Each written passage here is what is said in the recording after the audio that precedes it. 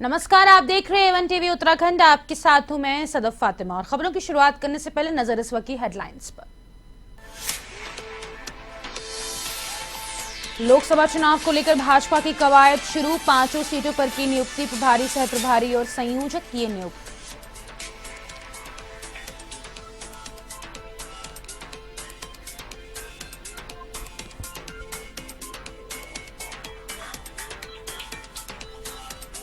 लोकसभा चुनाव को लेकर कांग्रेस की तैयारी, राज्य स्तर पर तैयार किया वॉर रूम। प्रदेश कांग्रेस महासचिव को सौंपी कंट्रोल रूम की जिम्मेदारी।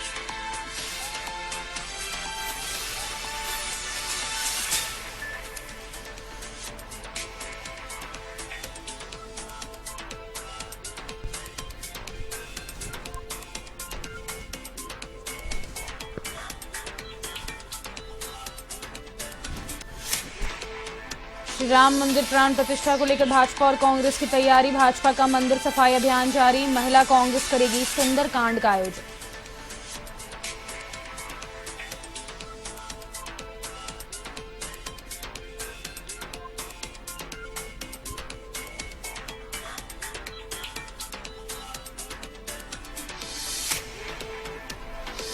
टनकपुर में विद्युत विभाग की बड़ी कार्रवाई। नोटिस के बावजूद बिल नहीं जमा कराने वालों पर की कार्रवाई। बकायेदारों के काटे कनेक्शन।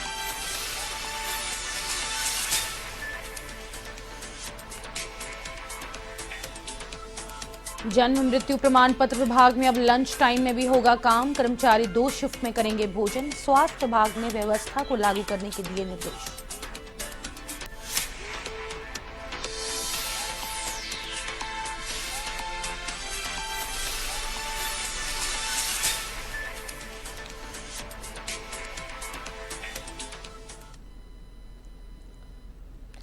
भाजपा आर्थिक प्रकोष्ठ के प्रदेश सह संयोजक और राम भक्त भारत भूषण चुग ने आदर्श इंदिरा बंगाली कॉलोनी के दर्जनों राम भक्तों के साथ दुर्गा मंदिर से पूजा सामग्री और कैलेंडर वितरण का अभियान प्रारंभ किया। सबसे पहले उन्होंने दुर्गा मंदिर पहुंचकर माथा टेका और प्रभु श्री राम के जयकारों के साथ अपना पूजा सामग्री वितरण कार्यक्रम प्रारंभ किया। भारत भूषण चुग ने कहा कि रामलला प्राण प्रतिष्ठा महोत्सव को लेकर ऐसा उत्साह और उमंग नजर आ रहा है जिसको देखकर यह देश ही नहीं बल्कि विदेशों में भी दंग रह गई है।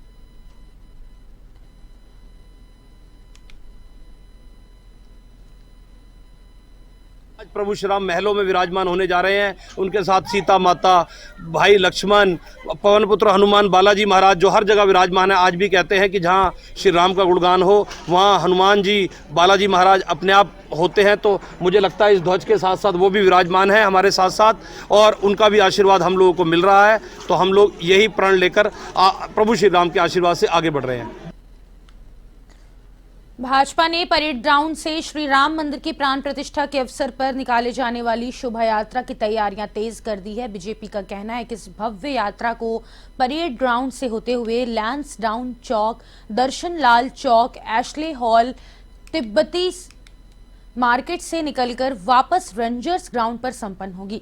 बीजेपी प्रदेश प्रवक्ता विनोद सोयाल ने बताया कि 22 जनवरी को भगवान श्री राम मंदिर की प्राण प्रतिष्ठा होने जा रही है, जिसको लेकर भगवान राम में आस्था रखने वाले लोग इसे एक उल्लास के तौर पर मना रहे हैं और दोबारा से अपने घरों में दीपावली महोत्सव कर रहे हैं। इसको लेकर कई कार्यक्रम आयोजन होंगे।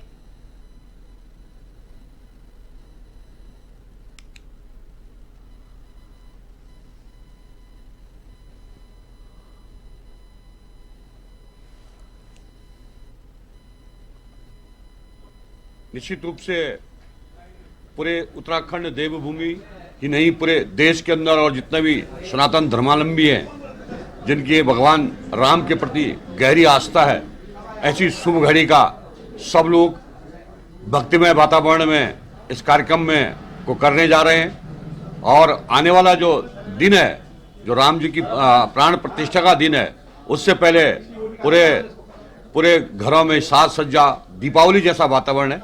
और विभिन्न आज भी इसके लिए कार्यक्रम, सुंदरकांड का कार्यक्रम आज मुख्यमंत्री जी के आवास पर है। उसके बाद भजन संध्या का भी कार्यक्रम मुख्यमंत्री जी के आवास पर है। इस तरह से पूरे जो उत्तराखंड राज्य के अंदर जो हमारे मंदिर हैं, उन सब मंदिरों के अंदर भी सुंदरकांड से लेकर विभिन्न प्रकार के कार्यक्रम, बड़ी LCD के माध्यम से प्राण प्रतिष्ठा के कार्यक्रम को भी वहां पर दिखाने का कार्यक्रम इस तरह का लिया जा रहा है। निश्चित रूप से हम सब के लिए उल्लास का वातावरण है कि भगवान श्री राम जी अयोध्या में वापस अपने दिव्य स्वरूप में आ रहे हैं। उत्तराखंड में मूल निवास संशोधित करने और सशक्त भू कानून लागू करने की मांग को लेकर राज्य आंदोलनकारी शुक्रवार को सड़क पर उतर गए। सैकड़ों आंदोलनकारियों ने शहर में अधिकार रैली निकालकर सरकार के खिलाफ नारेबाजी करते हुए प्रदर्शन किया। एसडीएम कार्यालय पर आंदोलनकारियों ने अपनी मांगों को लेकर जमकर नारेबाजी की। मौके पर एसडीएम के माध्यम से राज्य के मुखिया को एक ज्ञापन भी भेजा।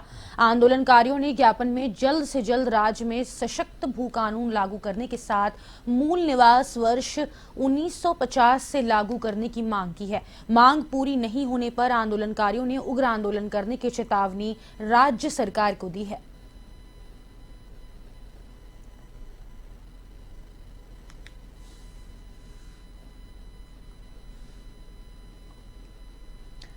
लोकसभा चुनाव के लिए मुख्य विपक्षी दल कांग्रेस पार्टी की तरफ से दावेदारी का सिलसिला अब शुरू हो गया है।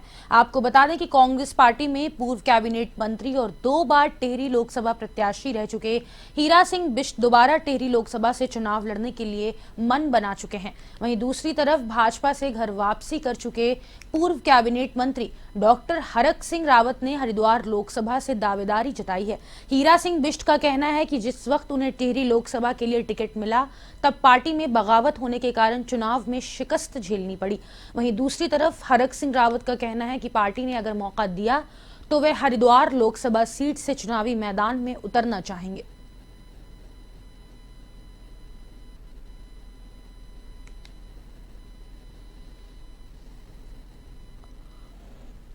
टिहरी लोकसभा से मुझे 2 बार चुनाव मिला। जब मैं 28 साल का था, अभी यूथ कांग्रेस के टाइम पे मुझे संजय गांधी ने टिकट दिया था, उस समय मौका मिला टिहरी में, दोबारा फिर दिया था। लेकिन हमारी पार्टी के बगावत लोगों ने उस समय भी की थी, हमारे खिलाफ खड़े हो गए थे और बड़े नेताओं ने जो बड़ी जिम्मेदार थे उन्होंने खड़े किए थे। तो मार्जिन जो था हार का वो उस वजह में चला गया था। तो अभी संगठन चलाने की ज़रूरत है। मैं जो पार्टी हुक्म करेगी वो करेंगे, लेकिन अभी संगठन में हमारी बहुत कमजोरियां हैं और पार्लियामेंट संगठन लड़ाता है, व्यक्तिगत नहीं लड़ाता है। विधानसभा में तो मैनेज हो सकता है, लेकिन पार्लियामेंट कहते पार्टी सख्त चाहिए, मजबूत चाहिए। उस दिशा में भी बहुत काम करने की हमको आवश्यकता है। जनता चाहती है कांग्रेस आए।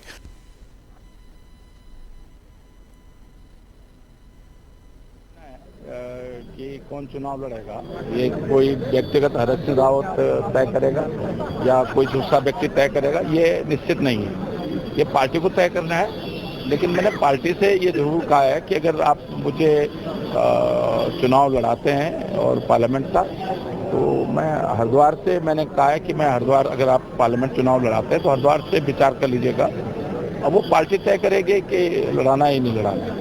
सर आप वन मंत्री रहे। मुख्यमंत्री पुष्कर सिंह धामी के निर्देश पर एसीएस राधा रतूड़ी ने सचिवालय स्थित मुख्यमंत्री अनुभागों का औचक निरीक्षण कर कार्यालयों की व्यवस्था, रिकॉर्ड मेंटेनेंस, साफ सफाई आदि का जायजा लिया। सचिवालय स्थित मुख्यमंत्री अनुभागों के कार्यालयों को 15 फरवरी तक अपनी सभी व्यवस्थाओं को दुरुस्त करने के साथ ही रिकॉर्ड मेंटेनेंस, साफ सफाई, पुराने और अनुपयोगी सामानों और फाइलों के ऑक्शन और वीडिंग की डेडलाइन भी दी है। वहीं इस अवसर पर सचिव एसएन पांडे सहित मुख्यमंत्री कार्यालय के सभी 6 अनुभागों के अनुभाग अधिकारी, व्यवस्था अधिकारी, कार्मिक और अन्य संबंधित अधिकारी उपस्थित थे।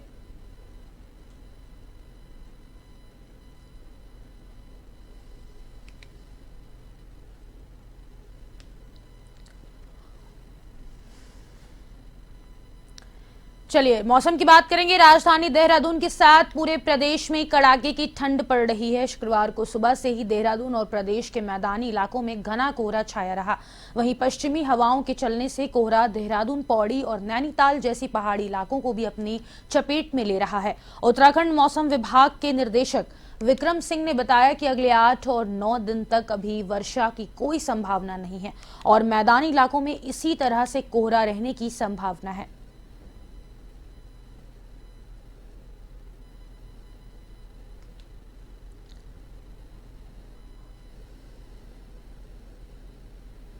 उन डिस्ट्रिक्ट्स में था और करीब 20 से 22 दिन वहाँ पर हो गए हैं। परंतु अभी ये ठीक है, जब थोड़ा विंड में परिवर्तन होता है तो थोड़ा ऊपर को भी शिफ्ट हो जाता है।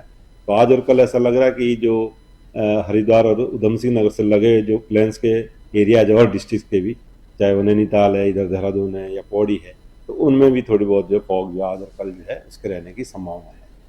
और देख ही रहे हैं कि फॉग की वजह से आज जो है दिन के तापमान भी कम रहने वाले हैं। जो हरिद्वार उधमसिंह नगर उसमें तो हमने वार्निंग रखी है कि जो शीत दिवस है वो वहाँ पर रहेगा, तो वहाँ पर आज और कल के लिए एकदम। राहुल गांधी की भारत जोड़ो न्याय यात्रा के साथ उत्तराखंड में भी कांग्रेस न्याय यात्रा निकाल रही है। अल्मोड़ा में शुक्रवार को कांग्रेस कार्यकर्ताओं ने न्याय यात्रा निकाली। पंत पार्क से शिखर तिराहे तक निकली यात्रा में कांग्रेस कार्यकर्ताओं ने अंकिता भंडारी को न्याय दिलाने की मांग की है। कांग्रेस जिला अध्यक्ष भूपेंद्र भोज ने कहा कि अंकिता को न्याय दिलाने के लिए कांग्रेस सड़क से सदन तक लड़ाई लड़ेगी।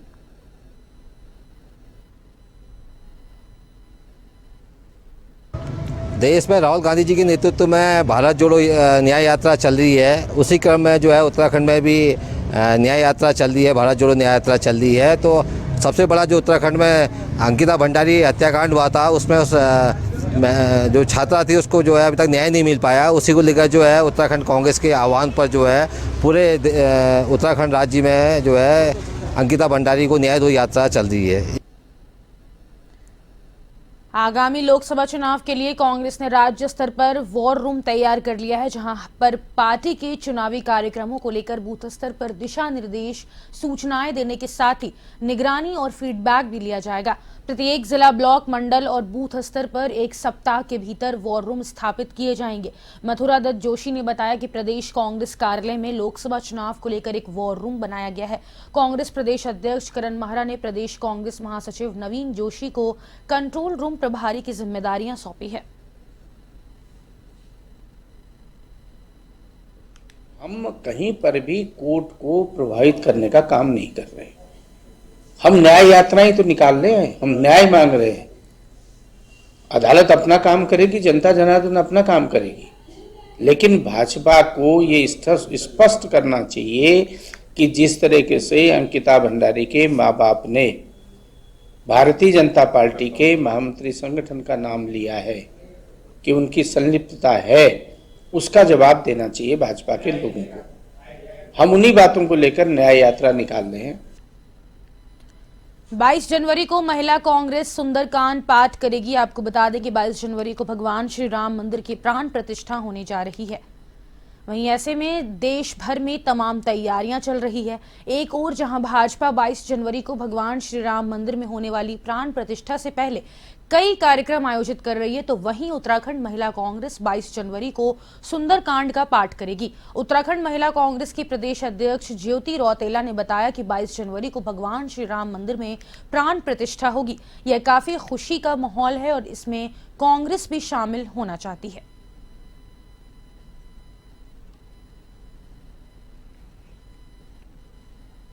देखिए, ये क्योंकि उस दिन राम लला जी की प्राण प्रतिष्ठा हो रही है, तो हम लोगों को लगा कि इस खुशी में हमको भी शामिल होना चाहिए, और इसलिए हम लोगों ने पूरे प्रदेश में जो हमारी महिला कांग्रेस की टीम है वो हर जगह मंदिरों में, और हम लोग यहाँ पीसीसी में सुंदरकांड करेंगे, भजन कीर्तन करेंगे और मिठाइयाँ बांटेंगे, क्योंकि भगवान राम सबके हैं, वो हमारे भी हैं, और हम लोगों को लगता है कि हमको उनके प्राण प्रतिष्ठा में इसका सुंदरकांड का आयोजन करना चाहिए, हमें कीर्तन भजन करना चाहिए, मिठाइयाँ बांटनी चाहिए। तो वो कार्यक्रम हम लोग 22 तारीख को कर रहे हैं। चंपावत जिले के टनकपुर क्षेत्र में लंबे समय से विद्युत बिलों का भुगतान न करने वाले उपभोक्ताओं के विद्युत कनेक्शन काटने की प्रक्रिया जारी है, जिसके तहत दर्जनों उपभोक्ताओं के विद्युत कनेक्शन कट गए हैं। विद्युत विभाग के सहायक अभियंता नरेंद्र प्रसाद ने बताया कि टनकपुर क्षेत्र में लंबे समय से विद्युत बिलों का भुगतान न करने वाले बकायेदारों के विद्युत संयोजन काटने की कार्रवाई की जा रही है।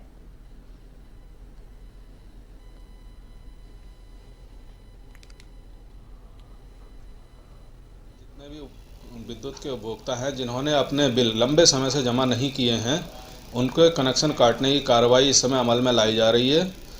जिन भी उपभोक्ताओं ने अपने बिल जमा नहीं किए हैं वो अविलंब अपना विद्युत का बिल का भुगतान कर दें, अन्यथा उनके कनेक्शन विच्छेदित करने की कार्रवाई की जा रही है।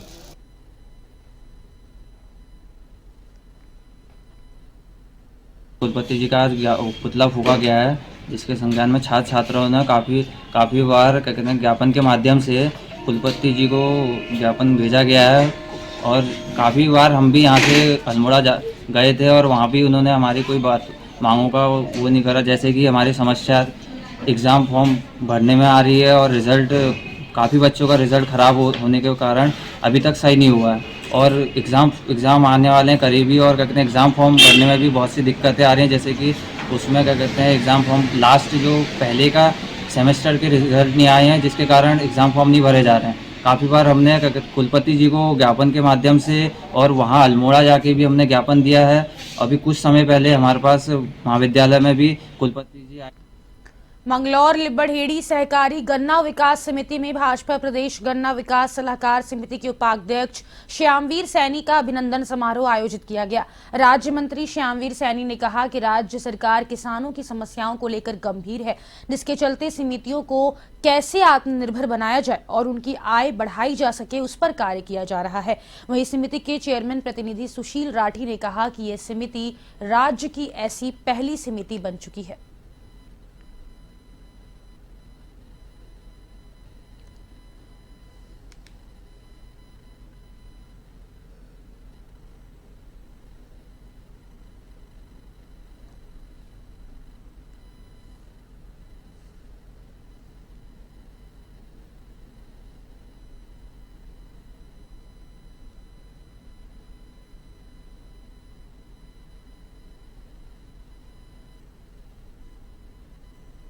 उत्तराखंड सरकार के माननीय मुख्यमंत्री जी ने हमारे बीच के ही हमारे बहुत ही वरिष्ठ नेता हैं श्री श्यामवीर सैनी जी को राज्य जो गन्ना सलाहकार समिति है उसका उपाध्यक्ष बनाया है।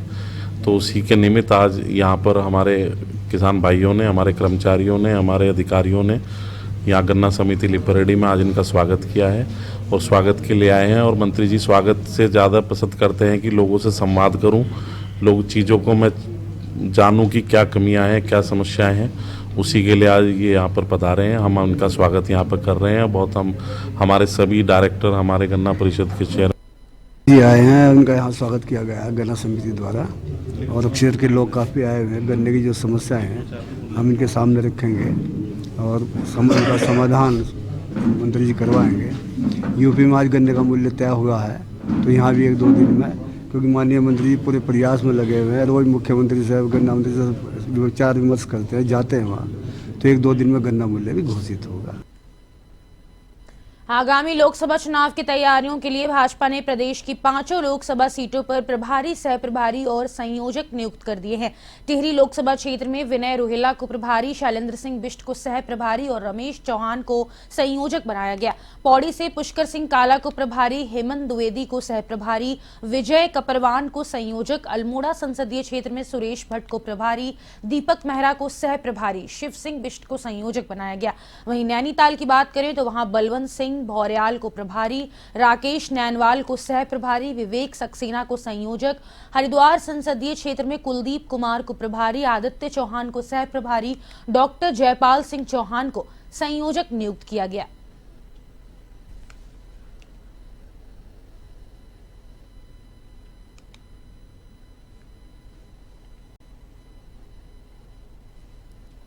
पार्टी चूंकि प्रत्येक कार्यकर्ता के काम को सुनिश्चित करती आई है, उसी कार्य पद्धति का ये हिस्सा है कि लोकसभा चुनाव आने वाले हैं और इस लोकसभा चुनाव के में ऐतिहासिक विजय के लिए जो विभिन्न प्रकार के कामों का कार्यों का विभाजन किया जाना है, उसी के निमित्त आदरणीय अध्यक्ष जी ने लोकसभा प्रभारी और सह प्रभारी को घोषणा करी है और लोकसभा संयोजकों। तो मुझे हरिद्वार में सह प्रभारी के नाते दायित्व आदरणीय अध्यक्ष जी द्वारा दिया गया है। नगर निगम का जन्म मृत्यु प्रमाण पत्र अनुभाग अब लंच टाइम में बंद नहीं होगा। अनुभाग के कर्मचारी 2 शिफ्ट में लंच के लिए जाएंगे। इस संबंध में स्वास्थ्य अनुभाग ने पत्र जारी कर इस व्यवस्था को लागू करने के निर्देश दिए हैं। मुख्य नगर स्वास्थ्य अधिकारी डॉक्टर अविनाश खन्ना ने बताया कि नगर निगम के जन्म मृत्यु प्रमाण पत्र अनुभाग में सुबह 10 बजे से शाम 5 बजे तक प्रमाण पत्र के लिए भीड़ लगी रहती है। इस बीच दोपहर 1:30 से 2 बजे तक लंच टाइम होने तक काम बंद रहता है।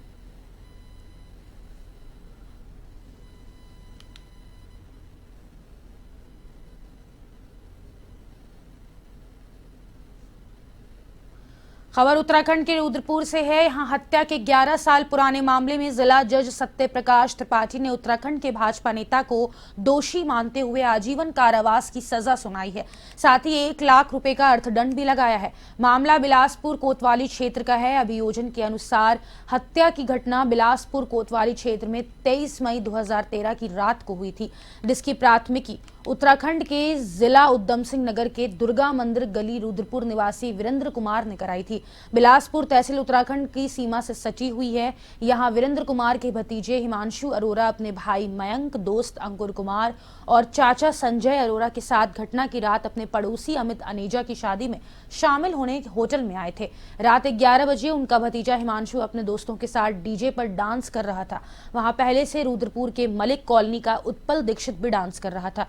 वह घटना के समय भाजपा में शामिल था। उसने अपना लाइसेंसी रिवॉल्वर निकालकर फायर किया, जिसमें हिमांशु को गोली लग गई और जहां अस्पताल ले जाने पर डॉक्टरों ने उसे मृत घोषित कर दिया। वहीं बिलासपुर पुलिस ने पहले भाजपा नेता के खिलाफ गैर इरादतन हत्या की प्राथमिकी दर्ज की थी। पोस्टमार्टम रिपोर्ट और जांच के बाद हत्या की धारा में आरोप पत्र न्यायालय में दाखिल किया था।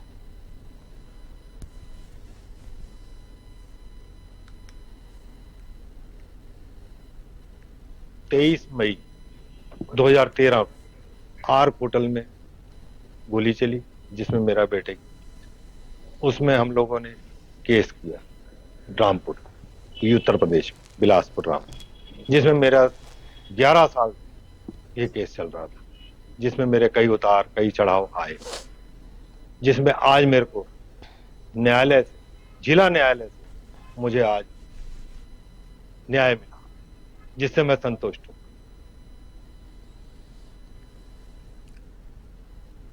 आर्क होटल में शादी का रिसेप्शन था, जिसमें मैं भी और मेरे बड़े भाई रूप कुमार अरोरा और मेरा भतीजा हिमांशु, हम लोग यहाँ रिसेप्शन में शामिल होने के लिए गए हुए थे।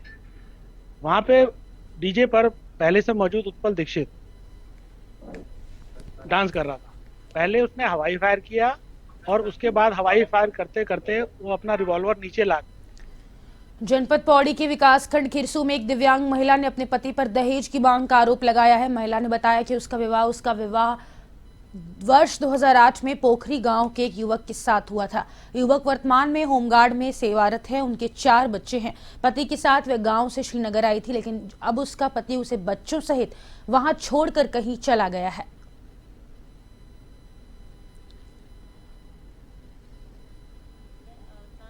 साथ ये घटना घटी है। मेरे आदमी ने मुझे छोड़ दिया है। 6-7 साल हो गए मुझे। आईडी पर मैं 4 साल से यहाँ पर रह रही हूँ अकेली। लोग वहाँ जाते हैं, क्योंकि लोग वहाँ जाते हैं, हम अपने आदमी को फोन करते हैं, हमारा फोन नहीं उठाता है, ना नंबर लगता है, ना कुछ। हमें धमकी दे रहा है वहाँ से, यहाँ रहने की कोई जो है उसको हम नहीं पहचानते हैं। और बच्चे मेरे 4 हैं, एक लड़का उन्होंने निकाला हुआ है, 3 बच्चे मेरे साथ हैं। जो महिला ने वो गंभीर रूप से बीमार भी हैं, तो उनके इलाज को लेकर के भी मेरे द्वारा निर्देशित किया जा रहा है। और सिमिलरली जो होमगार्ड इस पर्टिकुलर प्रकरण में जो भी उनका पारिवारिक विवाद है, उसमें भी हम कोई एमिकेबल। और फिलहाल के लिए A1 उत्तराखंड में बस इतना ही। मुझे दीजिए इजाजत। नमस्कार।